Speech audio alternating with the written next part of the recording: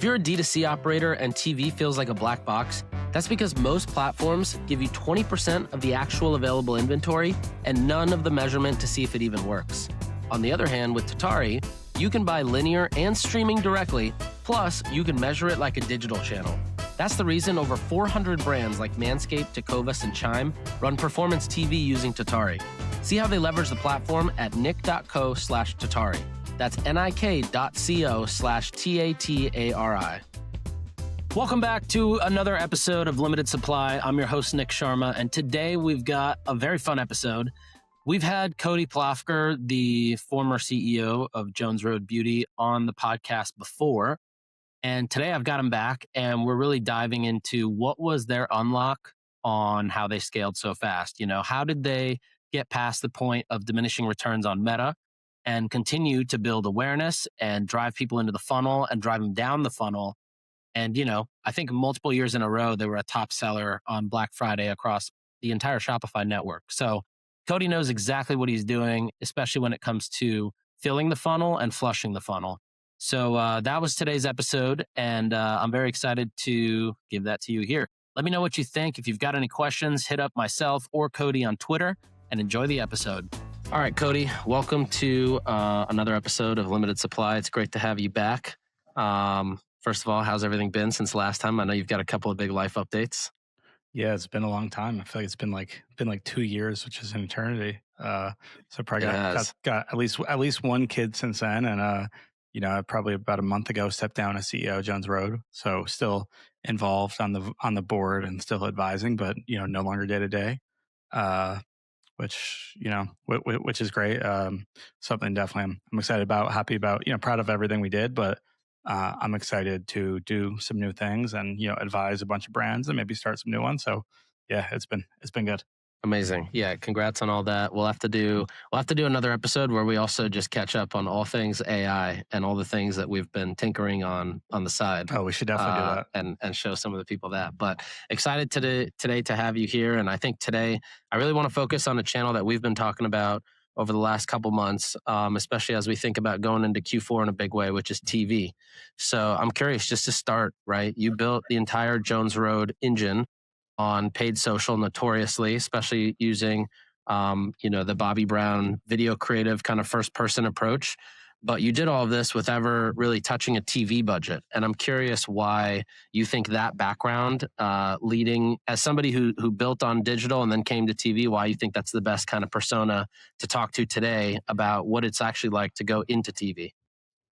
Well, we did, and then we didn't. Like, we were obviously very paid social, and like me just like not knowing any better, I was like, oh, TV's for, you got to be a big brand, and like we got to get to a certain size and be, hundreds of millions. Didn't know how easy it was, but I didn't really know any better. So I was just like, let me just keep going on paid social. That was like what I knew. That was, my bread and butter, and it worked and it worked and it worked. And then eventually it doesn't, where you got to reach new people. And we definitely, like, not that we ever had like a flat year, but like we would hit, a month where we felt like there was like a little plateau, and it's like, okay, we have to go and do some other things. And reach new people is really the biggest one, right? You can't just paid social. You're running same strategies. You're going to run out of who you can reach.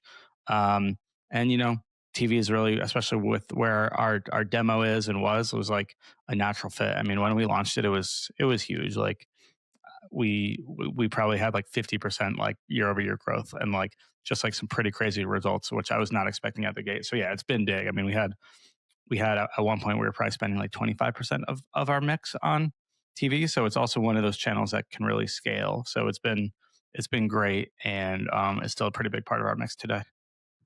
Has the kind of like the rise of TV ads, I feel like as Jones Road kind of got super mature, it was kind of at that sweet spot timing where also a bunch of other larger brands really took the leap into TV. Did that also just give you confidence that it's the right channel to go and test out? I was confident because, our demo was definitely on there. I knew that. I knew that if it was able to work, there was significant scale there. It wasn't like we're going to put all of our effort in something that, could only spend $1,000 or $2,000 a day on. I think it also gives you, a little bit of trust, credibility. like there's a lot of trust of being on TV. Like not every brand can do that. So it kind of makes you seem like you're a little bit of a bigger brand. And I also, I don't know that I would start like TV in the beginning when launching a brand, but I think the benefit of social is you're able to really get product market fit and test a lot. Like a lot of our best TV ads, they were actually organic social TikToks, like with Bobby. And then we would just turn them into ads, edit them, shoot them for ads. So like by the time we did go and do a TV shoot, like we felt very confident in a lot of the strategy. And now it was just scaling it and bringing it to a new channel. Yeah, I love that. I remember that was how I first got started on TV too, was like basically figuring out the angles that work best on that cold Facebook traffic and then figure out how to merge it in with a TV piece of creative as well. Um, all right, I want to talk about, actually, before we get into the next chapter, isn't it funny how you've seen all these TV companies come out of nowhere with these crazy offers and try to recruit you with like $500 and spend? I've seen some slightly larger offers than that, but yeah. Yeah, they're all trying to start, basically see who can get you on with the lowest, like barrier to entry, basically. But I feel like it's a bad judge of character when you're starting TV. Yeah, and it only goes so far. I mean, those credits will go away. Really, what we're all after is value and performance, and a huge part of that is having access to the right inventory. That's a big Totally. part. Obviously, having it's not like paid social as much as some of these other vendors will try to say it is, but it's not just like you can toss it in an ASC and hands off. Like there is a lot more strategy and skill, and like I feel credible to speak on the overall concept of TV, how to, like I wrote our TV ads, I wrote all of them, like involved in production, measurement. But that being said, like I've never actually successfully bought TV. And I think you need somebody who really understands that because it's a very different skill set and just like experience set compared to like a paid social. Yeah, totally. We can't forget attribution. You're the king of attribution wars.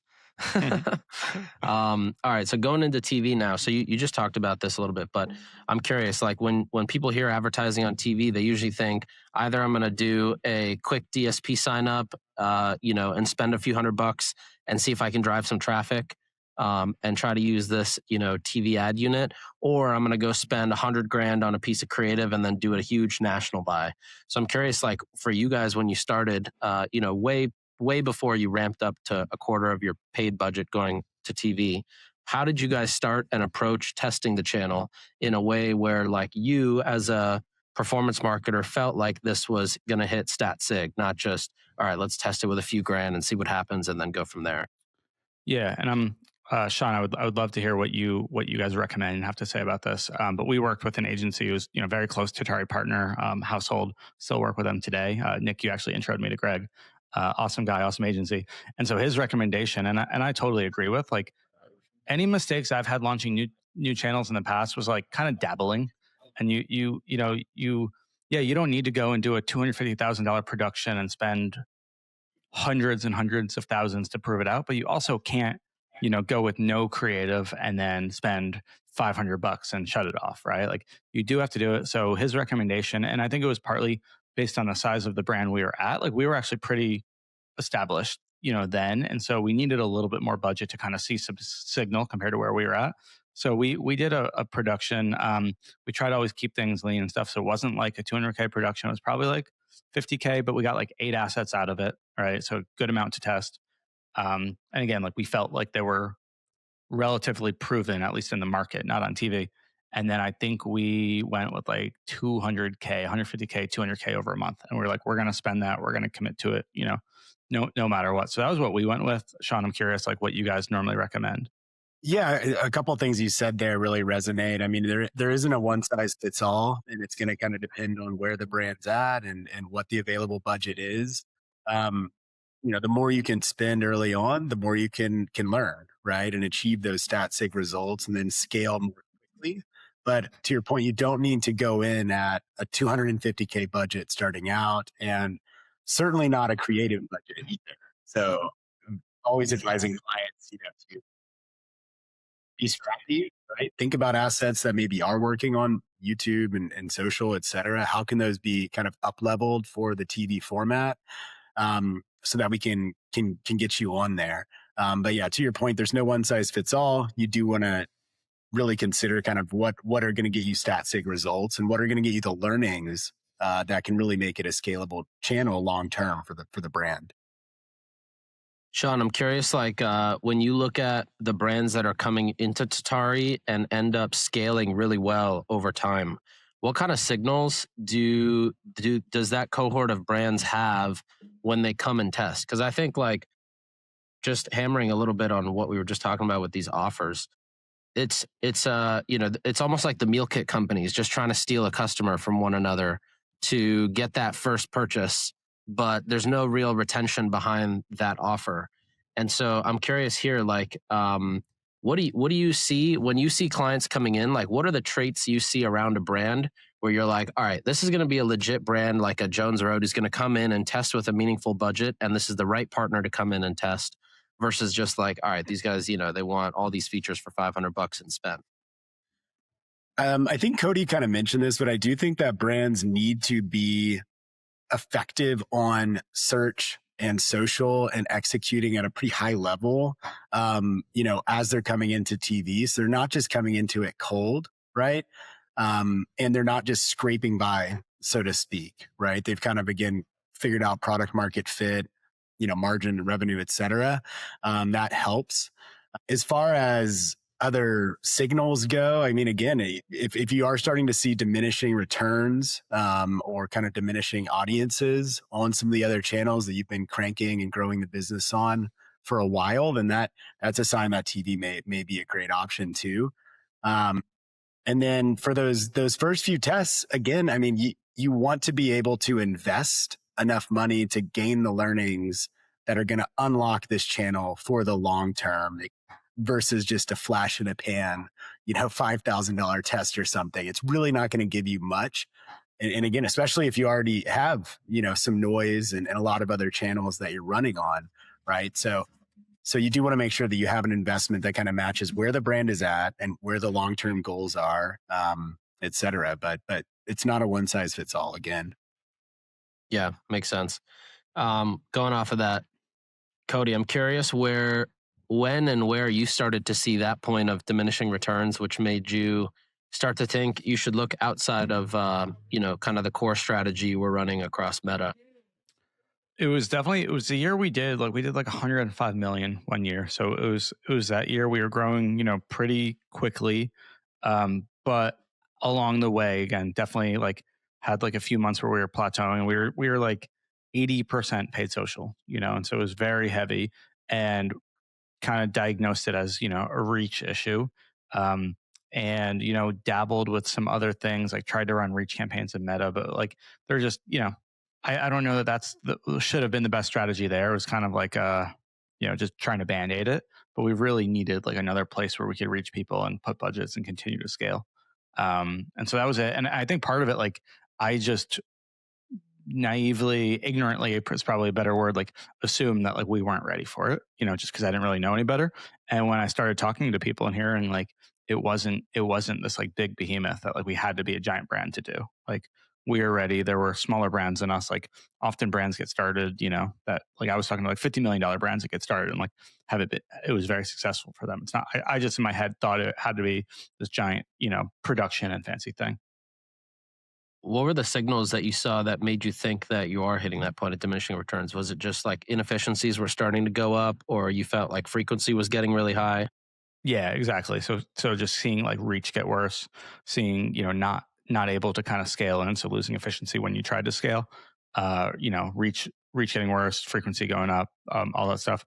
What was really cool when we did launch, so like there was this clear like halo effect. So we use North Beam for attribution, and one of the things we would look at, and this was a challenge, was new visitor rate was just going down and down, right? And when we launched TV, like just shot up. So our overall efficiency was really good, but like without even changing anything on our paid social strategy or creatives, I think it just brought in this new audience that was just like really, brought in this new audience into our funnel and maybe gave it some credibility. So paid social converted better, but also like was reaching many more new eyeballs. Yeah, makes sense. Sean, is that kind of what you see also on your side as brands are coming in? Yeah, absolutely. I think that mention there of the halo effect is really important. So sometimes it can take a little bit of time as you start out on TV to build some momentum. There's some clear signals right away you should see, which is kind of an increase in branded search, traffic to the website, etc. But eventually you start to see that pressure kind of down funnel, and your campaigns on Meta start to convert at a higher rate. Your retargeting pools become larger, etc. And so we really are trying to gear at Tatari, our campaigns to drive those signals as soon as possible, right? So that brands can kind of see that and feel the impact as soon as possible. Yeah, makes total sense. Um, Cody, can you tell us about the first ad you ran? I think you ran it on Christmas, right? Yeah, we launched, good memory. We launched, I think, on Christmas Day. Yeah, so we launched with like a few different creatives. We did one shoot and I always try to be as efficient as possible. Launched, linear to start. As the guy who's notoriously cheap about where you're spending your money, how did you decide to launch on Christmas versus the first time I launched TV, it was like we're launching the overnight remnant buys on like the gifting networks and all of that. So how'd you decide to go just start on Christmas? It was Remnant, the first one, right? Like I remember being at my family's house, my like brother-in-law's house in Miami on like Christmas Day or day before it. But it was on like, I don't want to say Lifetime, but it was on like one of those channels, like you would never watch. But it was like You're so like making exciting everybody to sit see. around Lifetime TV. Yeah, we did for a 15-second spot or a 30-second spot. But it was definitely Remnant. I I think part of it was timing. I think part of it was we thought there was a little arbitrage, kind of that like Q5 period. People are sitting around, so it just could be a little bit cheaper CPMs because that's when people are sitting around having time to kind of watch TV, not at work. So we thought it was like a really good time to start for us. Yeah, I was just going to chime in there. I think remnant is not a dirty word, right? I think it maybe sounds like it means that it's like cheaper, lower quality inventory, but particularly in the TV space, this is the same inventory that some of the largest advertisers in the world are spending, a gazillion dollars on and upfronts, et cetera. There is just, of course, a portion of that inventory that goes unsold. And so it is smart sometimes to start out that route to find efficiency early.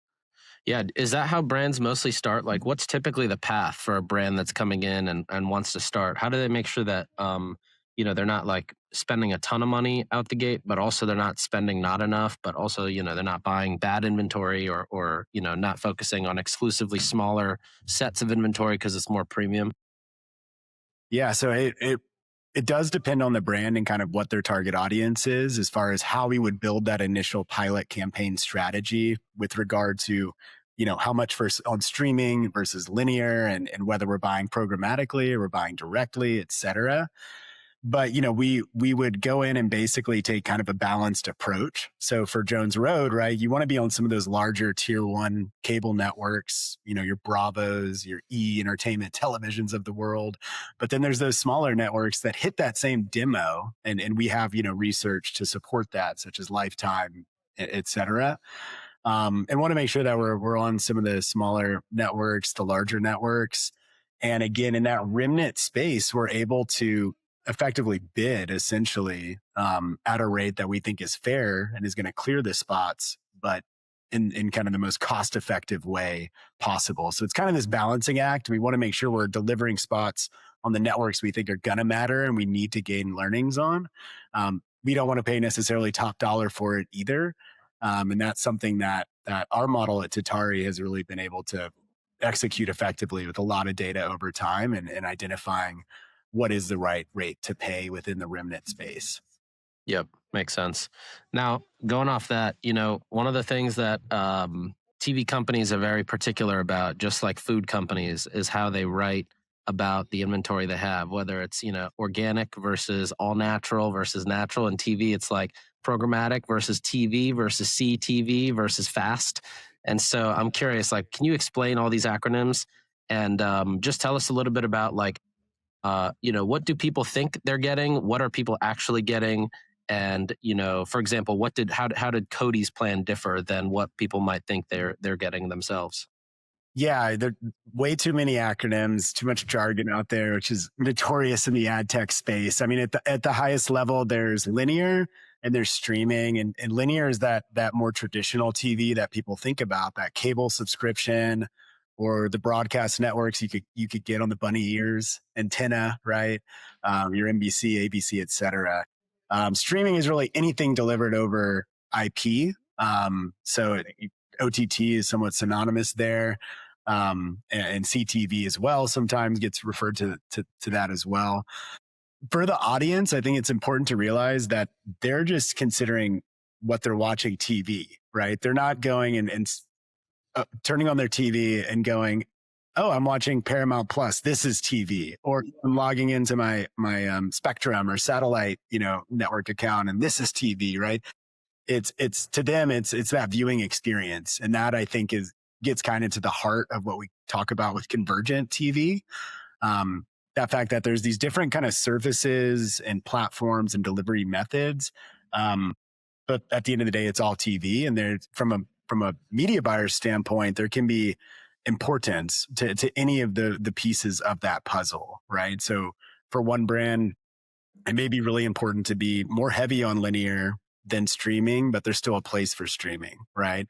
Or it may be important to be on the subscription streaming services because their demographic and their product, but not on the free ad supported platforms, right? And so that's something that we, really try to educate the brands that are new to TV on, and then come up with a strategy that's tailored to them. Yeah, makes total sense. And Cody, as like somebody who came in from the digital side, no TV background before, were these formats different to you, or how did you decide which ones to approach first? They were very foreign to me, and I would hear all the things and I'm like, what's CTV? What's OTT? So I had to do a lot of research, listen to a lot of podcasts to even understand what a lot of the acronyms are. We decided to go linear again, demo, right? We felt like our demo was watching linear at the time, and then, CPMs, and then just, my strategy going into any new channel is just use my network, talk to as many people as possible. So, talk to people like you, like Greg, talk to other brands and just see what they recommended and kind of put the pieces together. Cause you might have one person saying one thing and whatever. So that was it. But I think just based on the CPMs and based on, we thought we could get to, some decent scale before then introducing, like a streaming or a CTV, which is what we did. And I think that worked out pretty well. If you've ever wondered how the top brands actually run TV, here's Calm on why they use Tatari. At Calm, we treat TV just like any other digital channel from a KPI standpoint. Well, so we look at terms of how many people we are able to kind of reach with our offering and product, down funnel metrics like cost per install, cost per trial, and kind of the North Star metric is the profitability metric, which is ROAS, the return on ad spend. With Tatari's ad platforms, we were able to measure business outcomes across both linear and streaming. And then we're able to independently verify it with the data that we see on our end and our back end. That's what real TV performance looks like. To learn more, go to nick.co/Tatari. And Sean, on the streaming and CTV side, and I guess even all of it, there's also the upfronts that happen, which is where the real premium stuff gets sold. Is that much different than what I'm able to get here from Tatari, or is that different than what, some of the other CTV vendors are getting? Well, again, going back to that conversation on remnant linear inventory. So it's some of the same inventory, but certainly in the upfronts, there's some opportunities that are kind of carved out there and sold, exclusively, and or they get all bought up, at that moment. But for the most part, we're able to access, the full range of TV that's available. And that's what sets Tatari apart from some of the more self-service kind of CTV only programmatic platforms that are out there, which only offer a more limited sliver of the inventory that's available. Yeah, I think I saw it's 20% of what's actually out there is what you get from most of the other DSPs. Yeah, I mean that I don't know the exact figure, but that sounds like definitely what it could be. Yeah, and when they're offering things like free ad credits, I guess to both of you, what are your thoughts there in terms of testing something new? Sometimes they're matching ad credits. Sometimes they're just giving a dollar amount. What are your thoughts on those offers? I'll go first. I mean, to me, it's icing on the cake. who doesn't want credits, I'll definitely take it, but it's got to be part of a strategy.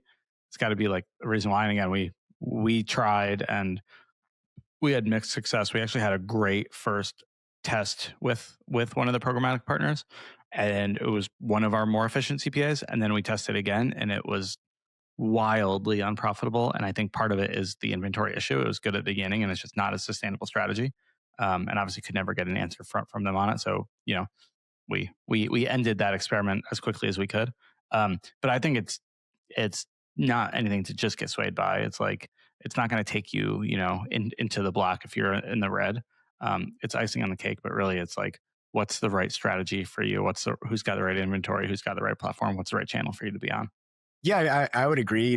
It's an opportunity to test something, and it should be regarded as that. And obviously anything for free is nice as well. We just want to caution any advertiser out there to take that as a TV test, right? I think sometimes, and again, going back to the fragmentation and all these different opportunities and the scale of TV, right? I would feel bad for a brand if they're like, oh, we tested this one, isolated platform or this one limited sliver of inventory and it worked out or didn't work out, and they think that's it for TV, right? Or they walk away. And I think in my experience, we've allowed brands to go do those tests, right? If they want to, and they want the free ad credits. And sometimes they come back to us and say, hey, well, this was a learning experience. We actually want, to be able to buy everything that is available in the TV world. And Tatari can provide that. And I don't know, Cody, if you had that experience or not, but. Yeah, we did. I mean, it was simple to buy. It was easier. It was very good pitch, credits, lower fees. We could do it ourselves, but the performance wasn't there. So no amount of poor performance is going to, is going to justify that. Yeah. I want to talk a little bit about measurement here. So, previously TV was measured by GRPs and CPMs. I'm curious, Tatari being the more performance marketing platform, every D2C brand, wants to basically see scale and results, and then they have to take those and ladder those up internally. What are the metrics that you guys are looking at as Sean on your side as the platform, and Cody on your side as the actual buyer, and then the chief revenue officer or the signer of the next chunk of the budget? Sure, I can go first. So GRPs are certainly kind of a legacy way of measuring TV. I had to learn about them. So I came actually from a social background. And when I started at Tatari, that would come up sometimes. Again, it's not how we are generally looking at things. It's essentially just a reach and frequency equation against TV or household population in a given area. But ultimately, we find, and I'm sure Cody would echo this, that it's more important to look at outcomes when it comes to TV and make sure you're measuring things, not only just impressions and reach and frequency, but those website visits, sales or registrations or whatever kind of mid to lower funnel conversion events are important. And so we tend to kind of focus on that, first and foremost, and let that data drive things. But yeah, curious what Cody was leveraging when he was there too. Yeah, we're a bootstrap D2C brand, so like awareness is great, reach is great. I don't have budget for it though. I never had like a awareness budget, brand budget. So for me, it's a performance channel. Yes, there's going to be a halo and everything else, but we got to be able to measure it. So obviously there is the in-platform attribution. I think it's definitely good and directionally helpful. My just skeptical rule of thumb is never allow anyone to grade their own homework. So you have to have your independent ways where you're doing it. And so, there's no one right answer. Everyone's going to talk about triangulation, but you got to do it. So post-purchase survey is number one, right? And you can kind of get, some idea of CPA and, multiply, right? If half the people are taking it, multiply that, by 2 to get like the exact number of people to sell you there. And, you can kind of do some analysis where you're looking at that and then looking at like different touch models of it, right? Different attribution models with a post-purchase. That's helpful. Obviously later down the road, we had, media mix model. And so that's probably the best way to measure TV. And then obviously I'm a big incrementality guy. So, whenever we are able to, it's slightly harder on linear because you pay a CPM premium. So there's definitely a cost of doing that, but that's like to me, the holy grail. And then generally looking at things like looking at organic and direct traffic as your TV budgets change. So I call it, baseline revenue. It's essentially anything that's not direct paid revenue, and traffic. And, you should see search go up. You should see traffic go up from those sources, revenue go up from those sources as TV budgets are scaling. So just think it's important to build some reports and build some dashboards for them as well. Was there anything, Cody, that came as a surprise to you in terms of what you saw go up as a result of TV being turned on? Whether it was a direct sales channel or things that came outside of that. The impact of Meta, like what I talked about before, with having our percent new so much better, and just like how much better Meta performed, especially reaching new audiences. I think it just gave this fresh new signal. Like I don't even know that it was like people that Meta was retargeting that saw TV. I think it just gave this kind of fresh new signal of an audience that we were able to reach and actually provide like signal to Meta's algorithm. And then we also our Google brand search volume really spiked. We were probably spending 1,000 a day before that, and then we started spending like $4,000 a day. And so we actually ran like a incrementality test on brand search prior to that. Wasn't really great, but we weren't spending that much, so we'll leave it. And then when it spiked, I was like, all right, let's test it again. And I figured it was going to be very incremental then, because a lot of people were searching right from TV, and it actually wasn't. And so we decided to cut it off, which was a little nerve wracking. But what we saw is almost all of that traffic went to organic search. But definitely there was very clear signal. Like that was, not a TV thing, but there was very clear signal that it was driving search. Like very clear as we scaled budgets, it was driving search. Yeah, and super high intent search too. If you saw there was no difference between, the ads running for branded or not. Mm-hmm. Yeah, that's pretty amazing.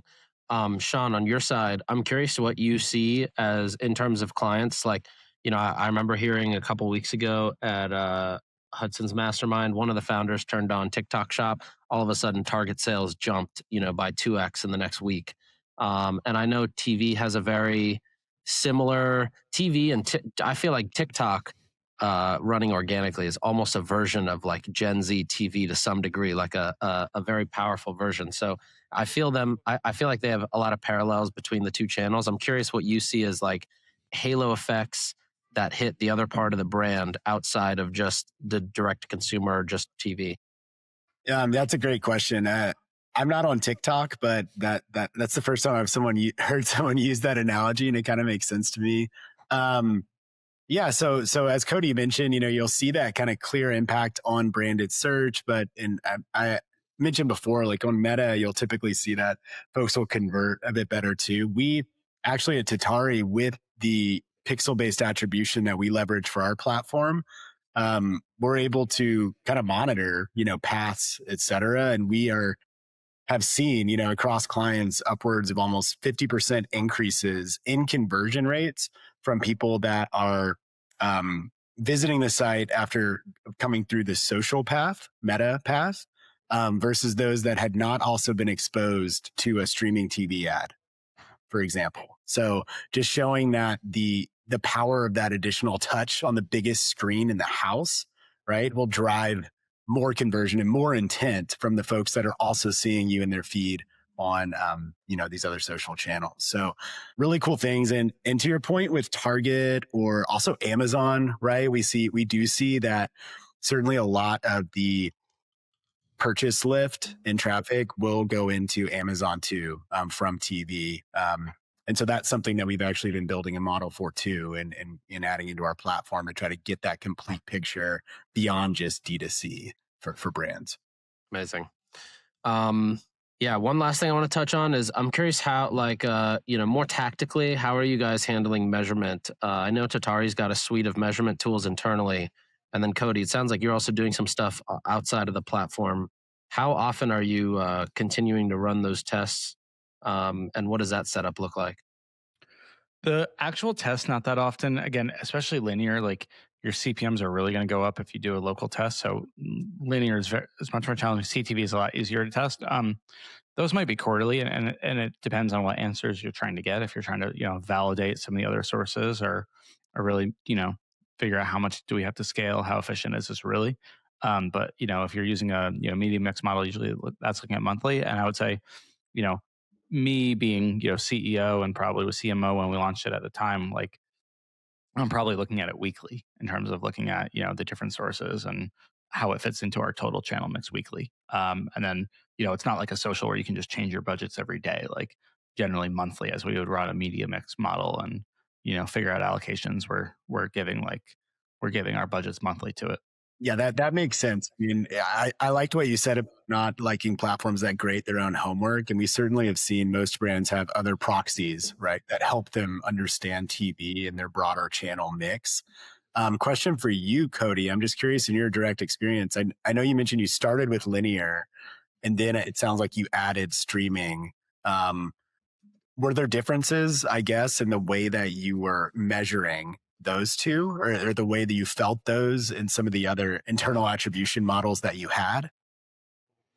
It's a good question. I don't know that we saw the same halo effect of like, the meta performance improvement when we launched streaming, but it also could have been that like, just because we had been on TV for a while, like maybe if we started with streaming, maybe we would have seen the same thing. So I don't know that we saw that, but I think, we saw performance fluctuate. Like we would look at the same sources and stuff. There's a little bit more that's available, obviously with like demographics and stuff on streaming, but we'd see performance fluctuate. Sometimes linear does better, sometimes streaming does. So as we're, running the models, we'd look and check, and some of it is audiences and who we're trying to reach. That makes sense. I think the delivery of a linear TV spot is just inherently different than streaming, right? So it's delivered one to many. And so sometimes we'll see kind of clear spikes, right? Just after a spot aired, this traffic is coming to your site or searching for your brand more clearly. Whereas streaming is delivered on a kind of one-to-one, more user tuned in basis. And so it's spread out a bit differently. So sometimes, there could be some different challenges from that versus linear. So yeah, I'm curious if y'all tested any kind of larger linear spots and felt halo effect from that kind of down the line or with more premium opportunities.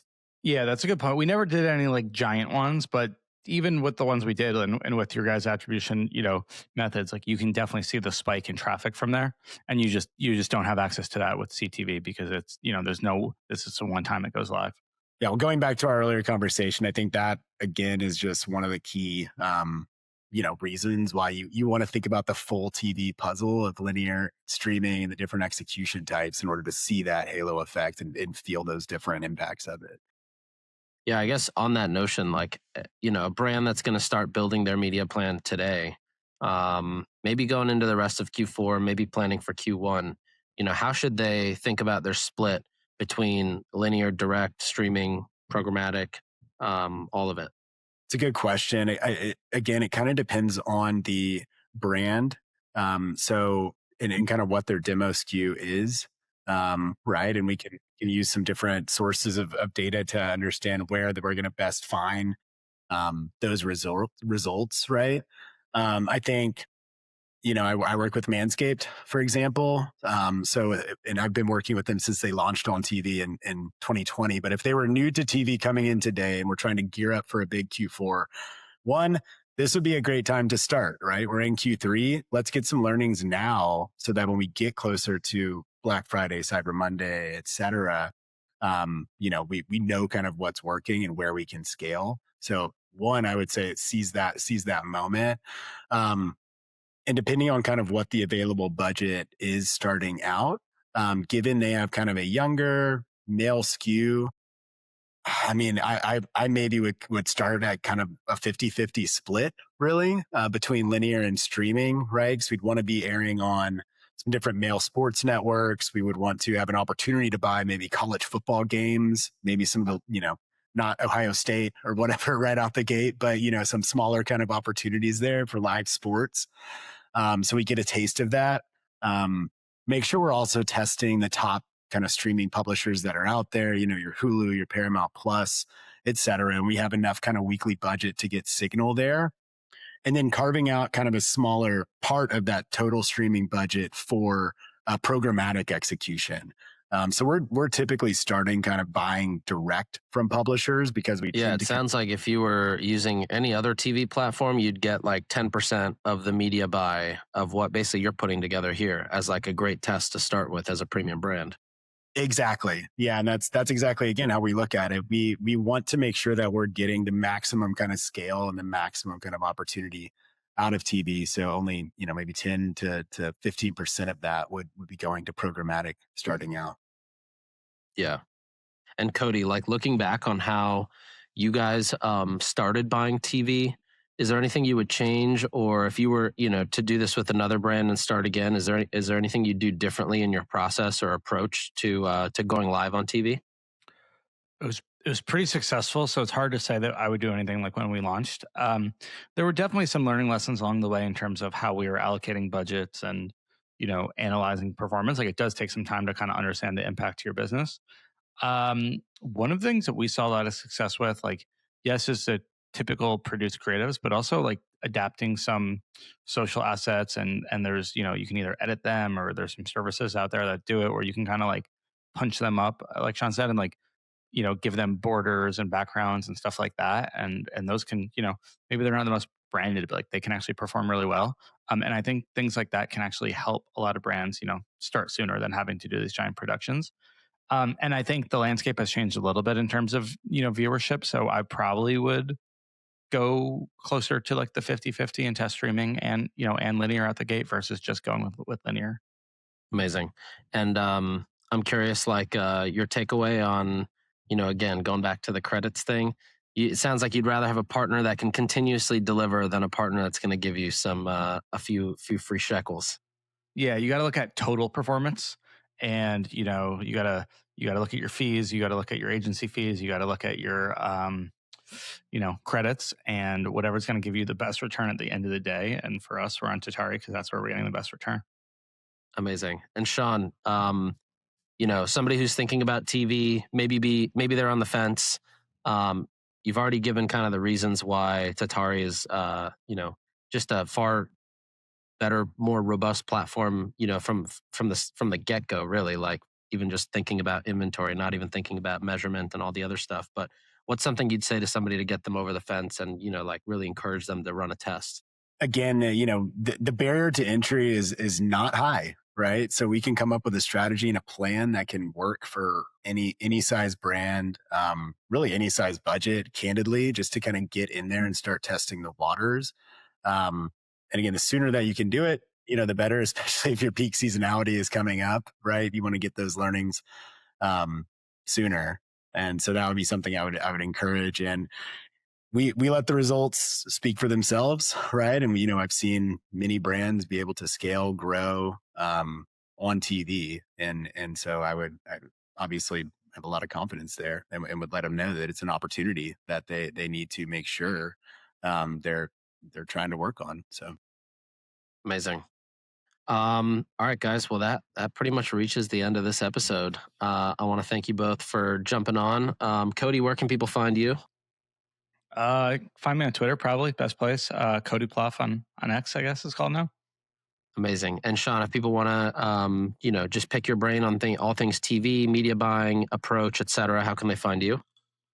Yeah, you can find me on LinkedIn. Also, just my name at tatari.tv if you want to email and drop a line. Amazing. Thank you both.